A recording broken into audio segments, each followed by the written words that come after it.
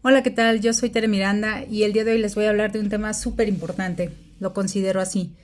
Este año me sucedieron dos situaciones que me hicieron reflexionar y obviamente volver a recapitular esta forma de dar terapia, ¿no? Una fue con una persona que me mandó a su hermana y de repente me habla y me dice, oye, yo te pago para que escuches a mi hermana y no para que le platiques tu vida, ¿no? Eso lo hizo cuando yo estaba en una consulta y pues yo realmente no supe qué contestar, le di las gracias y se acabó. Y la otra situación fue que generalmente yo platico o hago o utilizo ejemplos, tal vez de otros casos y con el debido respeto y guardando todo el secreto profesional, de personas o de incluso agarro películas, agarro canciones y otro tipo de situaciones en donde se refleja una conducta de una persona para ejemplificarla. O a veces platico de mi vida personal, claro, ¿no?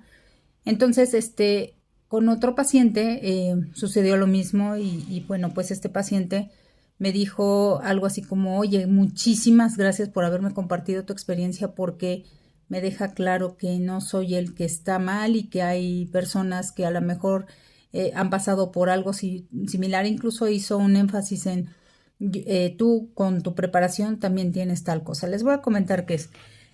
En el primer caso, la persona estaba pasando por un duelo de madre. Entonces, lo que yo utilicé fue justamente mi propio duelo para decirle cómo lo viví y cómo salí adelante de un duelo.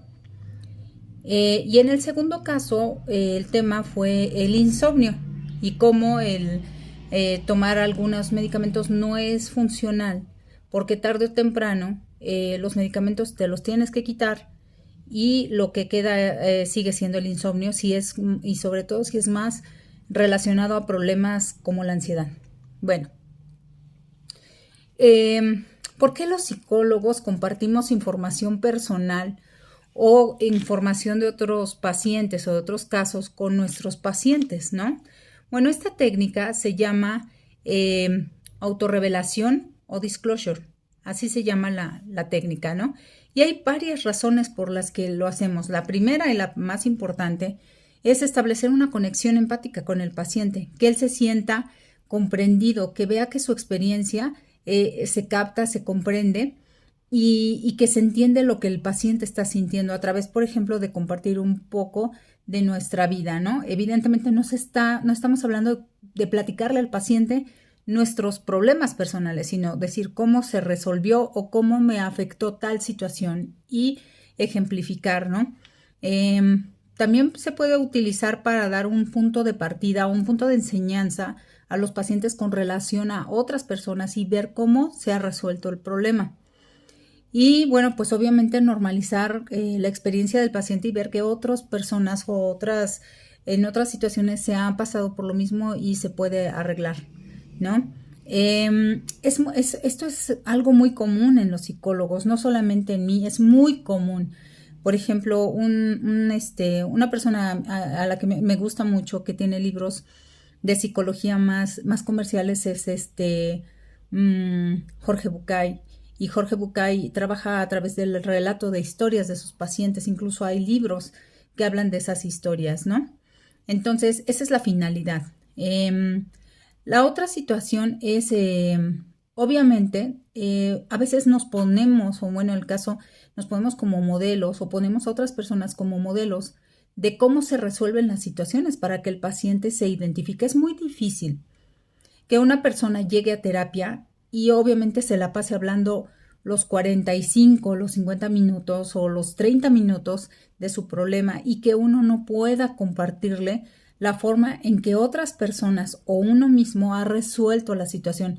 Evidentemente, el compartir este tipo de información personal no es para nada, no podría ser negativo, es decir, ay, mira, tú tienes insomnio, no, pues yo no lo superé y bueno, actualmente pues yo lo manejo de tal manera con psiquiatra y todo. O sea, no, si no sabes qué, pues sí, muchas veces el pensamiento y bueno, los medicamentos ayudan en el manejo de la terapia. O sea, realmente es ese tipo de compartir esas experiencias. ¿No? Yo no puedo ejemplificar una solución a un problema con el mismo tema del paciente. O sea, no podemos centrarnos en su problemática y decir, bueno, mira, tú lo podrías resolver de tal manera. O sea, eso sería una indicación. Y los psicólogos no damos indicaciones. Llegamos a el descubrimiento de una solución en donde el paciente esté completamente convencido. En muchas ocasiones aquí entran los ejemplos de ver, bueno, mira, conozco un caso que pasó así y se resolvió de tal manera, o en este otro caso no se resolvió y pasó esta situación. Es mucho relacionado con el aprendizaje, ¿no?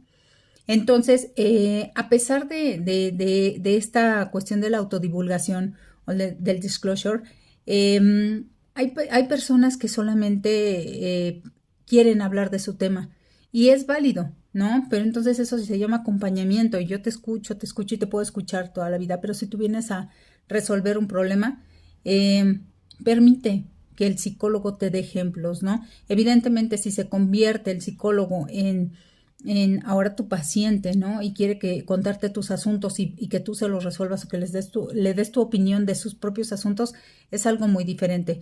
Pero si él te comenta de otras personas o propio, sí tiene un objetivo terapéutico, ¿sí? A veces también tiene que ver con el moldeamiento o con el modelaje, ¿no? De la conducta a través de experiencias de otras personas.